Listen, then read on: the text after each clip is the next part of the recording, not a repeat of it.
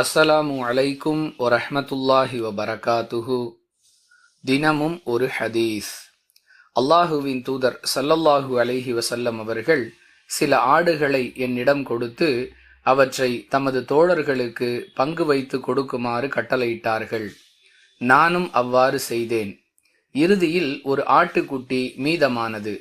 அது பற்றி ரசூலுல்லாஹி ஸல்லல்லாஹு அலைஹி வஸல்லம் அவர்களிடம் கூறிய பொழுது, அதை நீ குர்பானி கொடுத்து விடு என்று கூறினார்கள். அறிவிப்பவர் உக்பா பின் ஆமிர் ரதியல்லாஹு அன்ஹு. நூல் புகாரி, ஹதீஸ் எண் 2500.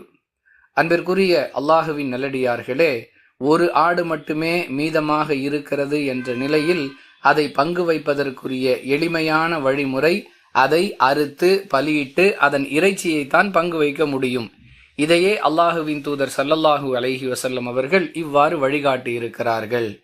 எதை செய்தாலும் அதை சரியாக செய்ய வேண்டும் என்பதற்கு உலக மக்கள் அனைவருக்கும் உத்தம தூதர் ரசூலுல்லாஹி ஸல்லல்லாஹு அலைஹி வஸல்லம் அவர்கள் மிகச்சிறந்த வழிகாட்டியாகவும் அழகிய முன்மாதிரியாகவும் விளங்கியிருக்கிறார்கள் என்பதற்கான பல சான்றுகளுள் இந்த ஹதீஸும் ஒரு சிறந்த சான்றாக விளங்குகிறது.